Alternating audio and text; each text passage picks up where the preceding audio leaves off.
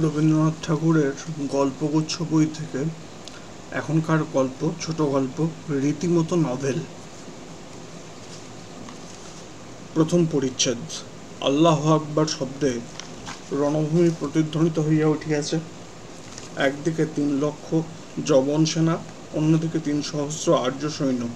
বন্যার মধ্যে একাকী অশ্বত্থ বৃক্ষের মতো হিন্দু বীরগণ সমস্ত রাত্রি এবং সমস্ত দিন যুদ্ধ করিয়া অটল দাঁড়াইয়াছিল, কিন্তু এইবার ভাঙিয়া পড়িবে তাহার লক্ষণ দেখা যাইতেছে, এবং সেই সঙ্গে ভারতের জয়ধ্বজা ভূমিষ্যাৎ হইবে, এবং আজিকার এই অস্তাচলবর্তী সহস্র রশ্মির সহিত হিন্দুস্থানের গৌরব সূর্য চিরদিনের মতো অস্তমিত হইবে।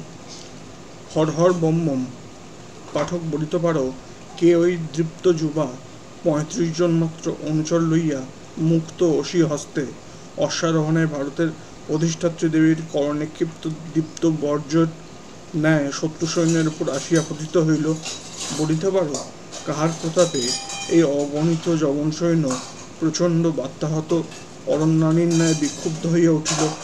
কাহার বজ্রমণ্ডিত হরহর বোম বোম শব্দে ৩,০০,০০০ ম্লেচ্ছ কণ্ঠের আজ্ঞা আল্লাহ আকবার ধ্বনি নিমগ্ন হইয়া গেল?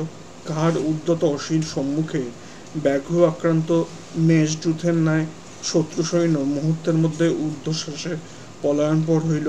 বলিতে পারো, সেদিনকার আর্যস্থানের সূর্যদেব সহস্র রক্ত করস্পর্শে কাহার রক্তাক্ত তরবারিকে আশীর্বাদ করিয়া অস্তাচলে বিশ্রাম করিতে গেলেন? বলিতে পারো কি পাঠক, ইনিই সেই ললিত সিংহ, কাঞ্চীর সেনাপতি, ভারত ইতিহাসের ধ্রুব নক্ষত্র।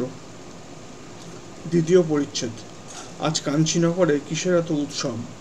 পাঠক, জানো কি? হর্মশিখরে জয়ধ্বজা কেন এত চঞ্চল হইয়া উঠিয়াছে? কেবল কি বায়ু ভরে, না আনন্দ ভরে? দ্বারে দ্বারে কদলীতরু এবং মঙ্গল ঘট, গৃহে গৃহে শঙ্খধ্বনি, পথে পথে দীপমালা, পুরো প্রাচীরের উপরে লোকারণ্য। নগরের লোক কাহার জন্য এমন উৎসুক হইয়া প্রতীক্ষা করিতেছে? সহস্র পুরুষকণ্ঠের জয়ধ্বনি এবং বামাকণ্ঠের হলুধ্বনি একত্রে মিশ্রিত হইয়া অভ্রভেদ করিয়া নির্নিমেষ নক্ষত্রলোকের দিকে উত্থিত হইল।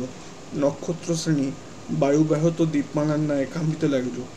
ওই যে প্রমত্ত তুরঙ্গমের উপরে আরোহণ করিয়া বীরবর পুরদ্বারে প্রবেশ করিতেছেন, উহাকে চিনিয়াছ কি? উনিই আমাদের সেই পূর্বপরিচিত ললিত সিংহ, কাঞ্চীর সেনাপতি। শত্রু নিধন করিয়া স্বীয় প্রভু কাঞ্চীরাজ পদতলে শত্রু রক্তাঙ্কিত খড়গ উপহার দিতে আসিয়াছেন, তাই এত উৎসব। কিন্তু এত যে জয়ধ্বনি, সেনাপতির সেদিকে কর্ণপাত নাই। গবাক্ষ হইতে পুরো রণাঙ্গন এত যে পুষ্পবৃষ্টি করিতেছেন, সেদিকে তাহার দৃকপাত নেই। অরণ্যপথ দিয়া যখন তৃষ্ণাতুর পথিক সরোবরের দিকে ধাবিত হয়, তখন শুষ্ক পত্ররাশি তাহার মাথার উপর ঝরিতে থাকিলে তিনি কি ভ্রুক্ষেপ করেন? অধিক চিত্ত ললিত সিংহের নিকট এই অজস্র সম্মান সেই শুষ্ক পত্রের ন্যায় নীরস, লঘু এবং অকিঞ্চিৎকর বলিয়া বোধ হইল।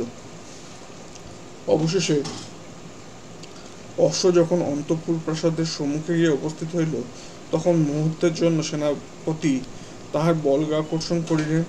অশ্ব মুহূর্তের জন্য স্তব্ধ হইল। মুহূর্তের জন্য ললিত সিংহ একবার প্রাসাদ বাতায়নে দৃষ্টি নিক্ষেপ করিলেন। মুহূর্তের জন্য দেখিতে পাইলেন, দুইটি লজ্জানত নেত্র একবার চকিতের মতো তাহার মুখের উপর পড়িল, এবং দুইটি অনিন্দিত বাহু হইতে একটি পুষ্পমালা খসিয়া তাহার সম্মুখে ভূতলে পতিত হইল। তৎক্ষণাৎ অশ্ব হইতে নামিয়া সেই মালা কিরীটছুড়ায় তুলিয়া লইলেন এবং আর একবার কৃতার্থ দৃষ্টিতে ঊর্ধ্বে চাহিলেন। তখন দ্বার রুদ্ধ হইয়া গিয়াছে, দ্বীপ নির্বাপিত। তৃতীয় পরিচ্ছেদ। সহস্র শত্রুর নিকট যে অবিচলিত, দুইটি চকিত হরিণনেত্রের নিকট সে পরাভূত। সেনাপতি বহুকাল ধৈর্যকে পাষাণ দুর্গের মতো হৃদয় রক্ষা করিয়া আসিয়াছেন। গতকাল সন্ধ্যাকালে দুটি কালো চোখের সরজ্জ সসম্মন দৃষ্টি সেই দুর্গের ভিত্তিতে গিয়া আঘাত করিয়াছে, এবং এতকালের ধৈর্য মুহূর্তে ভূমিসাৎ হইয়া গেছে। কিন্তু ছি ছি সেনাপতি, তাই বলিয়া কি সন্ধ্যার অন্ধকারে চোরের মতো রাজান্তপুরের উদ্যান প্রাচীর লঙ্ঘন করিতে হয়? তুমি না ভুবন বিজয়ী বীরপুরুষ? কিন্তু যে উপন্যাস লেখে, তাহার কোথাও বাধা নেই। দাড়িরাও দ্বাররোধ করে না, অসূর্যম পশ্চাৎ রমণীরাও আপত্তি প্রকাশও করে না। অতএব এই সুরম্য বসন্ত সন্ধ্যায় দক্ষিণ বায়ু বিজিত রাজান্তপুরের নিভৃত উদ্যানে একবার প্রবেশ করা যাক। হে পাঠিকা, তোমরাও আইসো, এবং পাঠকগণ, ইচ্ছা করিলে তোমরাও অনুবর্তী হইতে পারো। আমি অভয়দান করিতেছি। একবার চাহিয়া দেখো, বকুলতলে তৃণশয্যায় সন্ধ্যাতারার প্রতিমার মতো ওই রমণীকে। হে পাঠক, হে পাঠিকা, তোমরা উহাকে জানো কি? অমন রূপ কোথাও দেখিয়াছ? রূপের কি কখনো বর্ণনা করা যায়? ভাষা কি কখনো কোনো মন্ত্র বলে এমন জীবন যৌবন এবং লাবণ্যে ভরিয়া উঠিতে পারে? হে পাঠক, তোমার যদি দ্বিতীয় পক্ষের বিবাহ হয়, তবে স্ত্রীর মুখ স্মরণ করো। হে রূপসী পাঠিকা, যে যুবতীকে দেখিয়া তুমি সঙ্গিনীকে বলিয়াছ, ইহাকে কি এমন ভালো দেখিতে ভাই? হোক সুন্দরী, কিন্তু ভাই যা তেমন স্ত্রী নাই, তাহার মুখ মনে করো। ওই তরুতল বর্তিনী রাজকুমারীর সহিত তাহার কিঞ্চিৎ সাদৃশ্য উপলব্ধি করিবে। পাঠক এবং পাঠিকা, এবার চিনলে কি? উনি রাজকন্যা বিদ্যুন্মালা।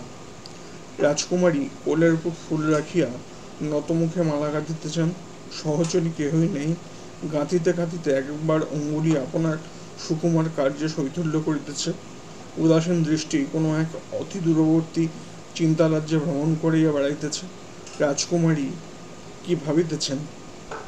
কিন্তু হে পাঠক, সে প্রশ্নের উত্তর আমি দিব না। কুমারীর নিভৃত হৃদয় মন্দিরের মধ্যে আজ এই নিস্তব্ধ সন্ধ্যায় কোন মর্তদেবতার আরতি হইতেছে অপবিত্র কৌতূহল লইয়া সেখানে প্রবেশ করতে পারিব না। ওই দেখো, একটি দীর্ঘ নিঃশ্বাস পূজা সুগন্ধিত ধূপধূমের ন্যায় সন্ধ্যার বাতাসে মিশিয়া গেল, এবং 2 ফোঁটা অশ্রুজল দুটি সুকোমল কুসুম কোরকের মতো অজ্ঞাত দেবতার চরণের উদ্দেশ্যে খসিয়া পড়িল। এমন সময় পশ্চাৎ হইতে একটি পুরুষের কণ্ঠ গভীর আবেগ ভরে কম্পিত রুদ্ধস্বরে বলিয়া উঠিল, রাজকুমারী। রাজকন্যা সহসা ভয়ে চিৎকার করিয়া উঠিলেন। চারিদিক হইতে প্রহরী ছুটিয়া অপরাধীকে বন্দী করিল। চারিদিকে হইতে প্রহরী ছুটিয়া আসিয়া অপরাধীকে বন্দী করিল। রাজকন্যা তখন পুনরায় সসঙ্গ হইয়া দেখিলেন সেনাপতি বন্দী হইয়াছেন। চতুর্থ পরিচ্ছেদ। এই অপরাধে প্রাণদণ্ডই বিধান, কিন্তু পূর্বপ্রকার স্মরণ করিয়া রাজা তাহাকে নির্বাসিত করিয়া দিলেন। সেনাপতি মনে মনে কহিলেন, দেবী, তোমার নেত্র যখন প্রতারণা করিতে পারে, তখন সত্য পৃথিবীতে কোথাও নাই। আজ হইতে আমি মানবের শত্রু। একটি বৃহৎ দস্যু দলের অধিপতি হইয়া ললিত সিংহ অরণ্যে বাস করিতে লাগিলেন। হে পাঠক, তোমার আমার মতো লোক এইরূপ ঘটনায় কি করিত? নিশ্চয়ই যেখানে নির্বাসিত হইত সেখানে আরেকটি চাকরির চেষ্টা দেখিত, কিংবা একটা নতুন খবরের কাগজ বাহির করিত। কিছু কষ্ট হইত সন্দেহ নাই, সে অন্যভাবে। কিন্তু সেনাপতির মতো মহৎ লোক, যাহারা উপন্যাসে সুলভ এবং পৃথিবীতে দুর্লভ, তাহারা চাকরিও করে না, খবরের কাগজও চালায় না। তাহারা যখন সুখে থাকে, তখন এক নিঃশ্বাসে নিখিল জগতের উপকার করে, এবং মনোবাঞ্ছার তিলমাত্র ব্যর্থ হইলেই আরক্তলোচনে বলে, রাক্ষসী পৃথিবী, পিশাচ সমাজ, তোদের বুকে পা দিয়া আমি ইহার প্রতিশোধ লইব, বলিয়া তৎক্ষণাৎ দস্যু ব্যবসায় আরম্ভ করে। এইরূপ ইংরেজি কাব্যে পড়া যায়, এবং অবশ্যই এ প্রথা রাজপুতদের মধ্যে প্রচলিত ছিল। দস্যুর উপদ্রবে দেশের লোক ত্রস্ত হইয়া উঠিল, কিন্তু এই অসামান্য দস্যুরা অনাথের সহায়, দরিদ্রের বন্ধু, দুর্বলের আশ্রয়, কেবল ধনী উচ্চকুলজাত সম্ভ্রান্ত ব্যক্তি এবং কর্মচারীদের পক্ষে কালান্তক-জম। ঘোর অরণ্য, সূর্য অস্তপ্রায়, কিন্তু বনচ্ছায়ায় অকাল রাত্রির আবির্ভাব হইয়াছে। তরুণ যুবক অপরিচিত পথে একাকী চলিতেছে। সুকুমার শরীর পথশ্রমে ক্লান্ত, কিন্তু তথাপি অধ্যবসায়ের বিরাম নেই। কোটি দেশে যে তরবারি বদ্ধ রহিয়াছে, তাহারই ভার দুঃসহ বোধ হইতেছে। অরণ্যের লেশমাত্র শব্দ হইলে ভয়প্রবণ হৃদয় হরিণের মতো চকিত হইয়া উঠিতেছে, কিন্তু তথাপি এই আসন্ন রাত্রি এবং অজ্ঞাত অরণ্যের মধ্যে দৃঢ় সংকল্পের সহিত অগ্রসর হইতেছে। দস্যুরা আসিয়া দস্যুপতিকে সংবাদ দিল, মহারাজ, বৃহৎ শিকার মিলিয়াছে, মাথায় মুকুট, রাজবেশ, কোটি দেশের তরবারি। দস্যুপতি কহিলেন, তবে এ শিকার আমার, তোরা এখানেই থাক। পথিক চলিতে চলিতে সহসা একবার শুষ্ক পত্রের খসখস শব্দ শুনিতে পাইল। উৎকণ্ঠিত হইয়া চারিদিক চাহিয়া দেখিল, সহসা বুকের মাঝখানে তীর আসিয়া বিঁধিল। পান্থ মা বলিয়া ভূতলে পড়িয়া গেল। দস্যুপতি নিকটে আসিয়া যেন পাতিয়া নত হইয়া আহতের মুখের দিকে নিরীক্ষণ করিলেন। ভূতল সেই পথিক দস্যুর হাত ধরিয়া কেবল একবার মৃদুস্বরে কহিল, ললিত। মুহূর্তে দস্যুর হৃদয়ে যেন সহস্র কণ্ঠে ভাঙিয়া এক চিৎকার শব্দ বাহির হইল, রাজকুমারী! দস্যুরা আসিয়া দেখিল শিকার এবং শিকারী উভয়ই অন্তিম আলিঙ্গনে বদ্ধ হইয়া মৃত পড়িয়া আছে। রাজকুমারী একদিন সন্ধ্যাকালে তার অন্তঃপুরের উদ্যানে অজ্ঞানে ললিতের উপরে রাজদণ্ড নিক্ষেপ করিয়াছিলেন। ললিত আরেকদিন সন্ধ্যাকালে অরণ্যের মধ্যে অজ্ঞান রাজকন্যার প্রতি স্বর নিক্ষেপ করিল। সংসারের বাহিরে যদি কোথাও মিলন হইয়া থাকে, তো আজ উভয়ের অপরাধ উভয়ে বোধ করি মার্জনা করিয়াছে। এই গল্পের এখানেই ইতি।